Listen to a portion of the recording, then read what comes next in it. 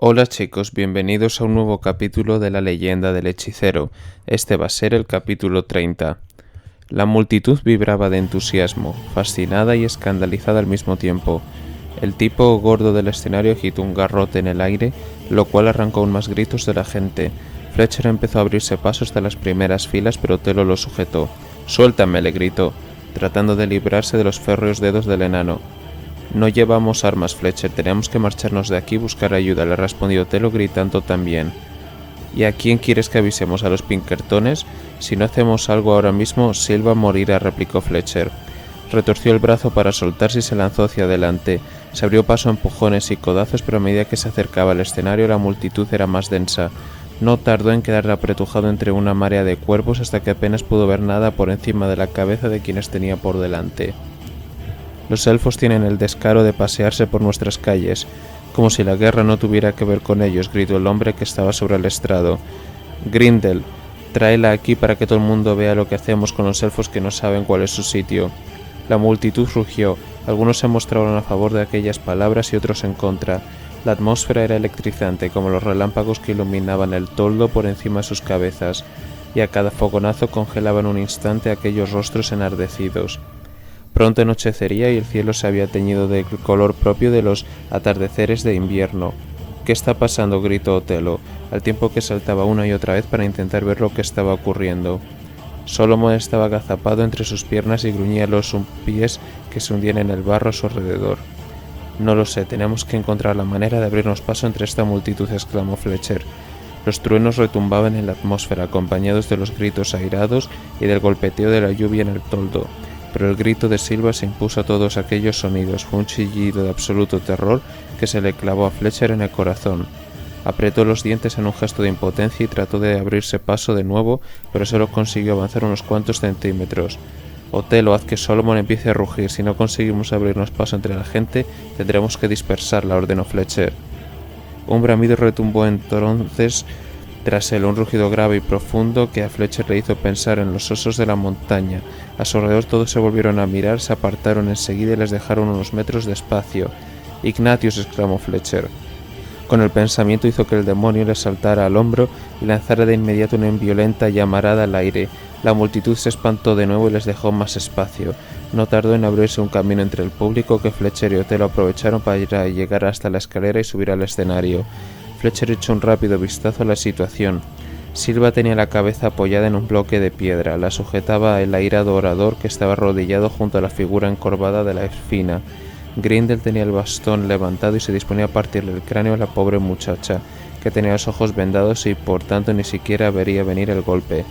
Ignatius reaccionó de forma instintiva y escupió una bola de fuego. Esta le dio al gordinflón en el hombro y lo levantó del suelo. Cuando el orador cayó con todo su peso, Otelo echó a correr y le golpeó en un lado de la cabeza. Se oyó un crujido seco y el tipo quedó fuera de combate. Otros 3 hombres se lanzaron contra el enano armados con garrotes parecidos a los que llevaban los Pinkertones. Otelo recibió un golpe en la cara y se derrumbó como una marioneta a la que le han cortado las cuerdas. Antes de que el hombre pudiera atacar de nuevo, sin embargo, Solomon le golpeó en la pierna y sonó un desagradable crujido y se la partió. El golem le subió entonces al pecho y empezó a patearlo. El ruido de las costillas al partirse le revolvió el estómago a Fletcher. Los otros 2 hombres empezaban a abalanzarse con los garrotes. Fletcher palideció y retrocedió para ganar tiempo. Deseó no haber dejado su arco en la habitación porque la situación era peliaguda. «Muy bien, Ignatius, a por ellos», dijo Fletcher. El demonio saltó enfurecido de su hombro y convirtió en un torbellino de garras y fuego. Aterrizó en el rostro del tipo que estaba más cerca y siseó, mientras movía hacia adelante y hacia atrás su cola con púas como si fuera un aguijón de un escorpión. Antes de que el otro hombre pudiera intervenir, Fletcher echó a correr hacia él. Cuando el tipo trató de alcanzarlo con su garrote, Fletcher le lanzó un fogonazo de luz errante con la mano. De inmediato ese rayo deslumbró al tipo, así que Fletcher aprovechó para dar una patada en la entrepierna y luego, cuando el hombre se agachó, un rodillazo en la nariz. Rotterdam tenía razón, solo los caballeros luchaban como caballeros. Ignatius le había desfigurado el rostro al otro hombre, que en ese momento se retorcía de dolor en el suelo, mientras Ignatius se lamía con fruición el ensangrentado hocico. El demonio había dejado de ser tan inocente como un cachorrillo. Silva estaba atada, pero continuaba forcejeando violentamente en el suelo. Solomon aullaba al tiempo que hundía el pétreo rostro en la barba de Otelo. Fletcher le quitó la venda de los ojos a Silva y luego trató de deshacer aquellos nudos con sus dedos entumecidos por el frío.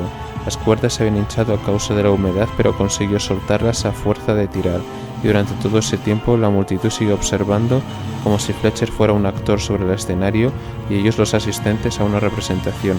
«Quítamelas, quítamelas», gritaba Silva con los ojos en blanco. ¿Cómo demonios había acabado en aquella situación? La última vez que Fletcher la había visto, ella estaba en Bowkans con Isadora.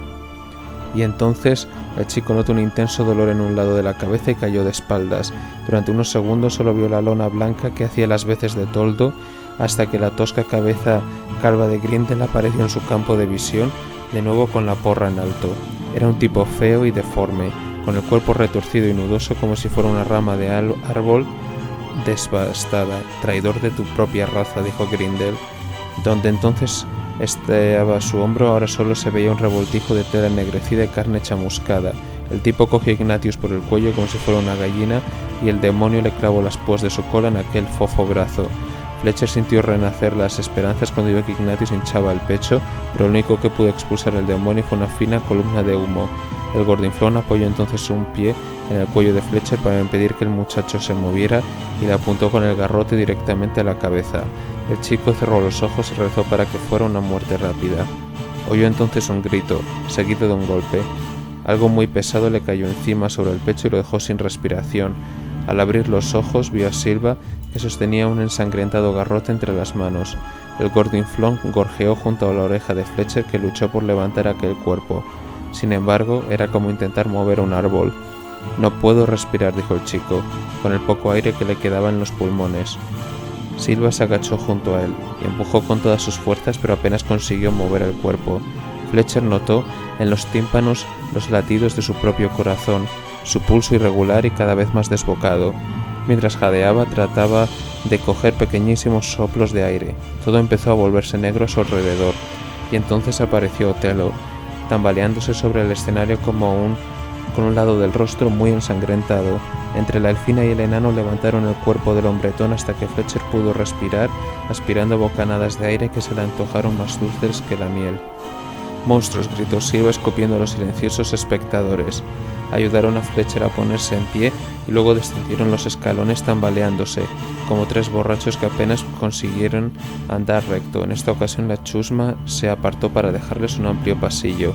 Se alejaron por las calles desiertas, tropezando a cada momento, mientras la lluvia les iba llegando en ráfagas empujada por el viento.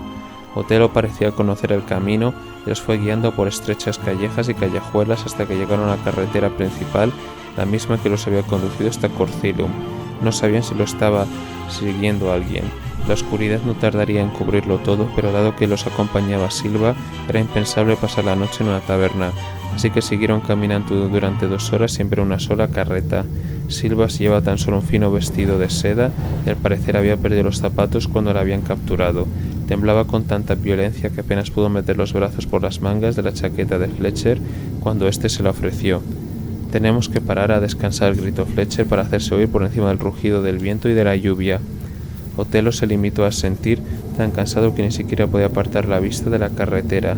Tenía el rostro ceniciento y por un lado de la cara le caían hilillos de agua teñida de rojo. La herida en la cabeza estaba demasiado húmeda como para poder cerrarse por sí sola. Tenían a ambos lados verdes campos de maíz, pero Fletcher divisó un tejado de madera que asomaba por encima unos 100 metros a la derecha. «Por aquí», gritó y los condujo fuera de la carretera. Se abrieron paso entre los duros tallos y pisotearon los quebradizos brotes. Solomon, ansioso por llevarse a su amo a un lugar seguro, abría la comitiva. No era más que un cobertizo abandonado mucho tiempo atrás. A Fletcher se le cayó el alma a los pies cuando descubrió que estaba cerrado por fuera con una oxidada cadena, pero Solomon la rompió de un puñetazo. El interior estaba húmedo y mohoso, repleto de viejos toneles de harina que ya habían empezado a pudrirse. Aun así, el hecho de poder guarecerse de la lluvia torrencial ya les pareció una bendición. Silva y Otelo se dejaron caer al suelo y se acurrucaron para darse calor el uno al otro. Fletcher cerró la puerta tras él y también se dejó caer al suelo. No era así como había imaginado su viaje a Corcilum. «No os preocupéis, chicos, enseguida entraremos en calor. Baja, Ignatius». El diablillo bajó trotando por su brazo y lo observó con una mirada triste. La criatura tenía en el cuello un moretón rojo oscuro, la marca que le había dejado Grindel. respondió hondo y expulsó una débil llama que en aquella atmósfera húmeda apenas consiguió despejar la casi completa oscuridad.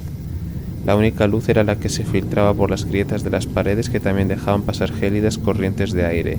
Tenía que haber otra forma de calentarse. Si no hacían algo enseguida se iban a morir de frío. Solomon gruñó y acto seguido empezó a desmontar los toneles. Las manos del golem eran como mitones de piedra, pero gracias al pulgar oponible poseía la suficiente destreza como para romper la madera podrida y arrojarla al centro del cobertizo. «Déjalo, Solomon, ahorra tus energías», murmuró Telo. El demonio se detuvo y luego, a modo de disculpa, le dedicó una especie de murmullo a su amo. Después gruñó y señaló los toneles con sus manos regordetas. «Ah, ¿qué más da?», dijo Telo mientras hacía un vago gesto con la mano como si se diera por vencido. Solomon siguió con su tarea, pero de una forma más metódica. ¿Qué diablos estaba haciendo? «Está preparando una hoguera. Vamos, antes de que Silvia entre en estado de shock», dijo Fletcher. La elfina aún estaba temblando con las rodillas pegadas al pecho. A Fletcher le resultaba difícil imaginarse lo que había tenido que soportar ese día, pero después de aquella odisea tenía las orejas rojas de frío y deformadas por el viento. Pronto tuvieron la leña apilada y aunque Fletcher reservó una parte considerable para más tarde, Solomon trituró unos cuantos tablones hasta convertirlos en astillas que debían hacer las veces de yesca. Entonces Ignatius empezó a lanzar pequeñas llamas hasta que consiguieron encenderlas. Una cálida luz llenó de inmediato el cobertizo, mientras el humo se elevaba y se escapaba por las grietas de los ángulos que se habían visto en el techo. Aunque la madera era de mala calidad y ardía despacio, como suele suceder con la leña podrida, poco a poco dejaron de sentir el frío en los huesos y la ropa se les fue secando. Aún así, iba a ser una noche muy larga.